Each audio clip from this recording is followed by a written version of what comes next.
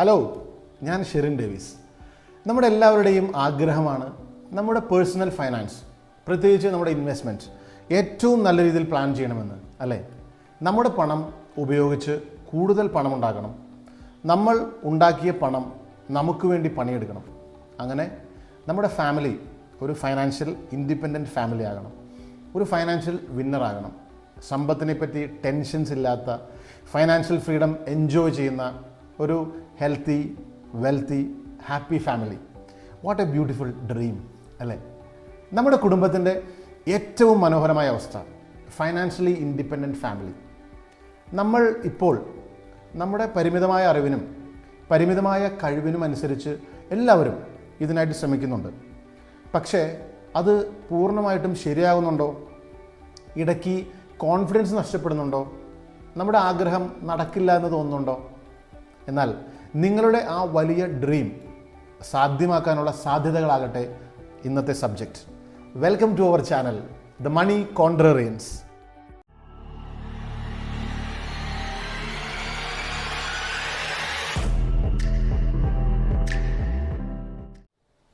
നമ്മുടെ കുടുംബത്തിൻ്റെ personal financial independence അല്ലെങ്കിൽ ഫൈനാൻഷ്യൽ ഫ്രീഡം എങ്ങനെ എൻജോയ് ചെയ്യാം എന്നത് തീരുമാനിക്കപ്പെടുന്നത് നമ്മുടെ പേഴ്സണൽ ഫൈനാൻസ് നമ്മൾ എങ്ങനെ കൈകാര്യം ചെയ്യുന്നു എന്നതിൻ്റെ അടിസ്ഥാനത്തിലാണ്.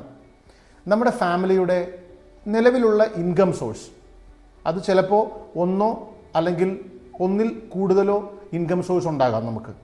നമ്മൾ ഒരു എംപ്ലോയിയോ ഒരു സെൽഫ് എംപ്ലോയിയോ അല്ലെങ്കിൽ ഒരു ബിസിനസ് നടത്തുന്ന ആളോ ആകാം. നമ്മുടെ ഈ വരുമാനം പ്രോപ്പറായിട്ട് പ്ലാൻ ചെയ്യുക, ഏറ്റവും പ്രൂഡൻ്റായിട്ട് ഇൻവെസ്റ്റ് ചെയ്യുക. This is the mission and vision of your family. എന്താണ് നമ്മുടെ ലക്ഷ്യം? നമ്മുടെ ഇന്നത്തെ വരുമാനം കൊണ്ട് ഏറ്റവും നല്ല രീതിയിൽ ജീവിക്കുക, അതിൽ നിന്നും കുറച്ച് പണം സേവ് ചെയ്യുക. ആ സേവ് ചെയ്ത പണം ചെയ്യേണ്ട സമയങ്ങളിൽ ഇൻവെസ്റ്റ് ചെയ്യുക. ഇൻവെസ്റ്റ് ചെയ്യേണ്ട അവന്യൂസിൽ ഏറ്റവും കൃത്യമായിട്ട് ഇൻവെസ്റ്റ് ചെയ്യുക.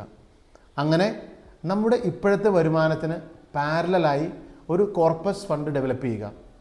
ഈ കോർപ്പസ് ഫണ്ട് നിങ്ങളുടെ ഒരിക്കലും നിലയ്ക്കാത്ത ഇൻകം സോഴ്സ് ആക്കി മാറ്റുക. നമുക്ക് ജോലി ഇല്ലെങ്കിലും ബിസിനസ് ഇല്ലെങ്കിലും വരുമാനമില്ലെങ്കിലും ആ കോർപ്പസ് ഫണ്ട് നമ്മുടെ ഫാമിലിക്ക് വേണ്ടി പണിയെടുക്കണം. അതിൽ നിന്നും നമുക്ക് വരുമാനം ഉണ്ടാകണം. ഈ ഉത്തരവാദിത്തം കുടുംബത്തിലെ ഒരു വ്യക്തിയുടെ മാത്രം ഉത്തരവാദിത്തമല്ല, മറിച്ച് ഫാമിലിയിലെ എല്ലാവരുടെയുമായിട്ട് മാറണം. നമ്മുടെ കുടുംബം മുഴുവൻ ആ ഡ്രീം സാധ്യമാക്കാൻ വേണ്ടി പരിശ്രമിക്കണം. അതുകൊണ്ട് നമ്മുടെ കഠിനാധ്വാനം കൊണ്ട് നമ്മളുണ്ടാക്കിയ പണത്തിൻ്റെ വില കുടുംബത്തിലെ എല്ലാവരും തിരിച്ചറിയണം.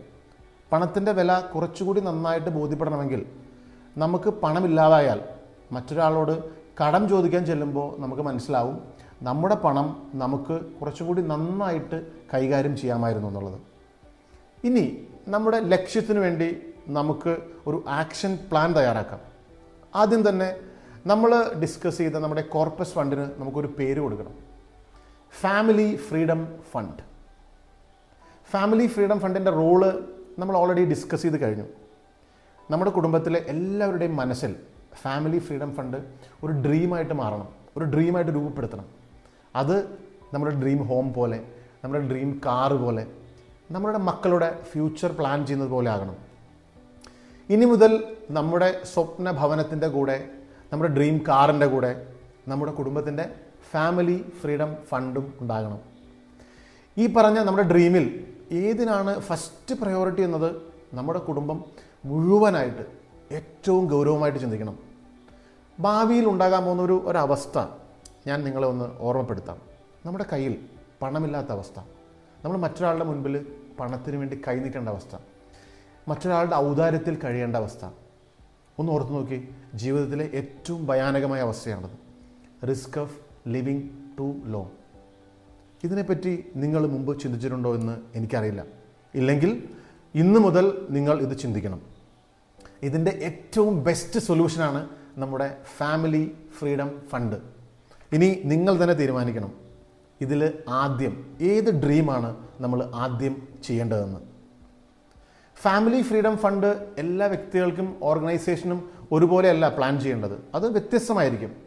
ഉദാഹരണത്തിന് 25 വയസ്സുള്ള ആൾക്ക് ഫാമിലി ഫ്രീഡം ഫണ്ട് 35 വയസ്സിൽ അച്ചീവ് ചെയ്യാം.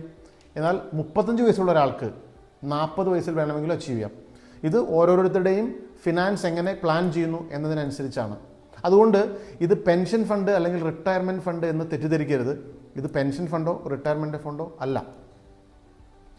നമ്മുടെ ഫാമിലിയിൽ നമുക്കൊരു ഫാമിലി ഫൈനാൻഷ്യൽ എക്സ്പേർട്ട് ഉണ്ടോ? ഇല്ലെങ്കിൽ നമുക്ക് ഒരു ഫൈനാൻഷ്യൽ എക്സ്പേർട്ട് ഉണ്ടാവണം നമ്മുടെ ഫാമിലിയിൽ. ഇതൊരു പക്ഷേ കുടുംബനാഥനാകാം, കുടുംബനാഥയാകാം, അല്ലെങ്കിൽ നമ്മുടെ എൽഡർ സണ്ണാകാം, എൽഡർ ഡോട്ടറാകാം. ഇനി മുതൽ നമ്മുടെ ഫാമിലി ഫ്രീഡം ഫണ്ട് കൈകാര്യം ചെയ്യുന്നത് അയാളാണ്. നമ്മുടെ കുടുംബത്തിലെ വരവ്, ചിലവ്, സേവിങ്സ്, ഇൻഷുറൻസ്, ഇൻവെസ്റ്റ്മെൻറ്റ് എല്ലാ കാര്യങ്ങളെയും പറ്റിയിട്ട് ധാരണ ഉള്ള അല്ലെങ്കിൽ ധാരണ ഉണ്ടാക്കിയെടുക്കേണ്ട ഒരു വ്യക്തിയാണ് അയാൾ. നമ്മുടെ ഫാമിലിയിൽ ഒരു ഫാമിലി ഫൈനാൻഷ്യൽ എക്സ്പേർട്ടിനെ ഉണ്ടാക്കി എടുക്കേണ്ടത് ഇനി ഞങ്ങളുടെ കൂടെ ഉത്തരവാദിത്തമാണ്. നമ്മുടെ ഫാമിലിയിൽ ഒരു ഫാമിലി ഫൈനാൻഷ്യൽ കിറ്റ് ഉണ്ടോ?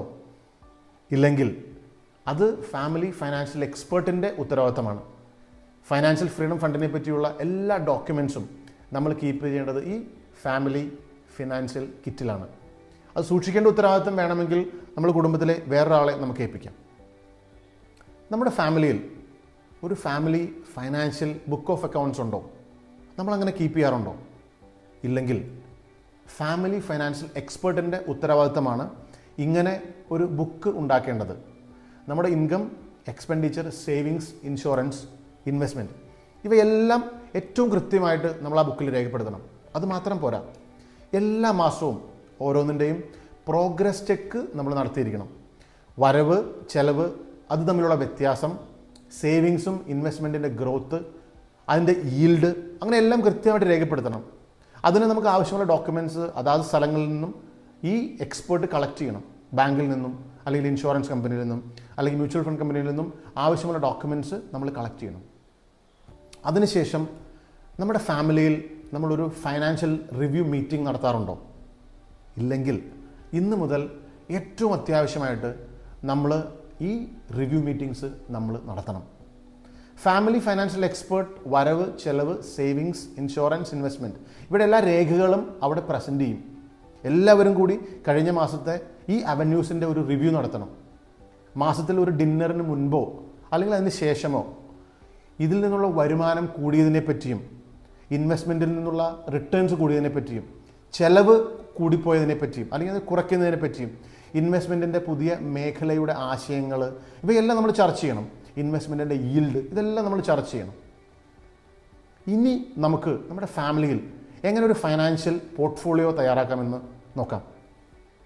നമ്മുടെ സേവിങ്സ് ബാങ്ക് അക്കൗണ്ട് അല്ലെങ്കിൽ fixed deposits, insurance, endowment plans ഇങ്ങനെയുള്ള സേവിങ്സിൽ നിന്നും നമുക്ക് ലഭിക്കുന്ന ഈൽഡ് വളരെ നിർണായകമാണ്. കാരണം 7% ആണ് നിങ്ങൾക്ക് ലഭിക്കുന്ന വെയ്റ്റഡ് ആവറേജ് ഈൽഡ് എങ്കിൽ നിങ്ങളുടെ ചിന്താഗതി മാറ്റാതെ നിങ്ങൾക്ക് ഫാമിലി ഫ്രീഡം ഫണ്ട് ഒരിക്കലും യാഥാർത്ഥ്യമാക്കാൻ സാധിക്കില്ല. ഫാമിലി ഫ്രീഡം ഫണ്ട് ഒരു നടക്കാത്ത സ്വപ്നമായിട്ട് മാറും. ടാക്സ് ആൻഡ് ഇൻഫ്ലേഷൻ ഇമ്പാക്റ്റ് നിങ്ങളുടെ 7% വളർച്ചയെ കൊന്നുകളയും. ആരും വേണ്ട രീതിയിൽ ശ്രദ്ധിക്കാത്ത ഈ ടാക്സും ഇൻഫ്ലേഷനും നമ്മൾ വളരെ ഗൗരവമായിട്ട് കണക്കിലെടുക്കണം. അതിൻ്റെ ദോഷം നമ്മളെ ബാധിക്കുന്നതിൽ നിന്നും നമ്മൾ പ്രൊട്ടക്റ്റഡ് ആവുകയും ചെയ്യണം. ഇത് ലളിതമായിട്ട് ഞാൻ നിങ്ങൾക്ക് പറഞ്ഞുതരാം. നിങ്ങൾക്ക് ഒരു മാസം 1 ലക്ഷം രൂപ വരുമാനം ഉണ്ടെന്ന് കരുതുക. അപ്പോൾ ഒരു വർഷം 12 ലക്ഷം രൂപ. അതിൽ നിന്നും നമ്മളൊരു 5% ടാക്സാണ് കൊടുക്കുന്നതെന്ന് വിചാരിക്കുക. അപ്പോൾ അതായത് 60,000 രൂപ ഇനി നിങ്ങളുടെ ടാക്സ് ആയിട്ട് പോയെന്ന് കരുതുക. അതിനുശേഷം നമ്മൾ ഈ രൂപ സ്പെൻഡ് ചെയ്യുമ്പോൾ നമ്മളൊരു 5% GST ഉണ്ടെന്ന് കരുതുക. അതായത് 57,000 രൂപ GSTയുടെ എക്സ്പെൻഡിച്ചർ വന്നു. 12 ലക്ഷം രൂപ വരുമാനം കിട്ടിയാൽ നമുക്ക് ഉപയോഗിക്കാൻ പറ്റുന്ന തുക എന്ന് പറയുന്നത് 10,83,000 രൂപയാണ്. ഇനി നമ്മൾ ആ 10,83,000 രൂപ നിങ്ങൾ ഇൻവെസ്റ്റ് ചെയ്ത് കഴിഞ്ഞാൽ ഒരു വർഷം കഴിഞ്ഞ് നിങ്ങൾക്ക് 7% ഇൻട്രസ്റ്റ് ആണ് കിട്ടുന്നതെങ്കിൽ നിങ്ങൾക്ക് ലഭിക്കുന്ന ഇൻട്രസ്റ്റ് എന്ന് പറയുന്നത് ഏകദേശം ഒരു 75,800 രൂപയാണ്. അപ്പോൾ നിങ്ങളുടെ ഇൻവെസ്റ്റ്മെൻറ്റ് തുക ടോട്ടൽ എത്രയാവും? 11,58,800 രൂപ, ഏകദേശം അത്രയാകും. ഇതിൽ നിന്നും ഒരു വർഷത്തിന് ശേഷമുള്ള ഇൻഫ്ലേഷൻ കുറച്ചാൽ, അതായത് ഒരു 57,900 രൂപ കുറച്ചാൽ നിങ്ങളുടെ ബാലൻസ് തുക എന്ന് പറയുന്നത് 11,800 രൂപ, ഏകദേശം അത്രയായിരിക്കും. 12 ലക്ഷം വരുമാനം കിട്ടിയാൽ നിങ്ങൾക്ക് 7% ഇൻട്രസ്റ്റിലുള്ള ഇൻവെസ്റ്റ്മെൻറ്റ് ചെയ്താൽ നിങ്ങളുടെ വരുമാനം കൂടുമോ അതോ കുറയുമോ നിങ്ങൾ തന്നെ ചിന്തിക്കുക. അതുകൊണ്ട് ഈ ഫാമിലി ഫൈനാൻഷ്യൽ പോർട്ട്ഫോളിയോ റിട്ടേൺസ് 15% മുകളിൽ കിട്ടാൻ സാധ്യതയുള്ള ഇൻവെസ്റ്റ്മെൻറ്റ് അവന്യൂസിൽ ആയിരിക്കണം നിങ്ങൾ അലോക്കേറ്റ് ചെയ്യേണ്ടത്. ഇനി നമ്മുടെ ഫാമിലിയുടെ ഇൻകം എങ്ങനെ പ്രൊട്ടക്റ്റ് ചെയ്യാം എന്നുള്ളതാണ് നമ്മൾ ചിന്തിക്കുന്നത്. ഫാമിലി ഇൻകം പ്രൊട്ടക്റ്റ് ചെയ്യാനായിട്ട് ഇൻഷുറൻസ് ആണ് നിങ്ങൾ ചെയ്യേണ്ടത്. ഇൻഷുറൻസ് ചെയ്യേണ്ടത് നിങ്ങളുടെ ഫാമിലിയിൽ നിങ്ങളുടെ വരുമാനത്തിനെ പ്രൊട്ടക്റ്റ് ചെയ്യാനാവണം. അത് മാത്രമല്ല പ്രീമിയം നമുക്ക് അഫോർഡബിൾ ആകണം. അത് എങ്ങനെയാണെന്ന് നമുക്കൊന്ന് കാൽക്കുലേറ്റ് ചെയ്ത് നോക്കാം. ഒരു മാസം നമ്മുടെ മാസ വരുമാനം 50,000 രൂപ ആണെങ്കിൽ നമ്മുടെ വാർഷിക വരുമാനം എന്ന് പറയുന്നത് ഏകദേശം 6 ലക്ഷം രൂപയാണ്. ഈ 6 ലക്ഷം രൂപയാണ് നമുക്ക് ഒരു വർഷം ലഭിക്കേണ്ടത്. അങ്ങനെയെങ്കിൽ 1 കോടി രൂപ നമ്മൾ ബാങ്കിൽ നിക്ഷേപിച്ചാൽ 6% പലിശ നമുക്ക് കിട്ടുമെങ്കിൽ നമ്മുടെ ഒരു വാർഷിക വരുമാനം എന്ന് പറയുന്നത് 6 ലക്ഷം രൂപയായിരിക്കും. അപ്പോൾ 1 കോടി രൂപയാണ് ആ ഫാമിലി നിർബന്ധമായും എടുക്കേണ്ട ഇൻഷുറൻസ് പ്രൊട്ടക്ഷൻ എന്ന് പറയുന്നത്. ഇതൊരു ടേം ഇൻഷുറൻസ് ആകണം. ഇൻഷുറൻസ് നമുക്ക് പല രീതിയിൽ പ്ലാൻ ചെയ്യാം. പക്ഷേ 1 കോടി രൂപ നിർബന്ധമായിട്ടും ഞാൻ ഈ പറഞ്ഞ ഉദാഹരണത്തിൽ പറഞ്ഞ ഫാമിലി ഫൈനാൻഷ്യൽ പോർട്ട്ഫോളിയോയിൽ ഉണ്ടായിരിക്കണം. ഇത്രയും തയ്യാറായി കഴിഞ്ഞാൽ നമ്മുടെ കുടുംബവും തയ്യാറായി കഴിഞ്ഞു. നമ്മുടെ സ്വപ്നത്തിന് വേണ്ടി യാത്ര തുടങ്ങാറ്. Well planning half done. The Money Contrarians wish you and your family a healthy, wealthy and happy family life, because we are here to create investment winners.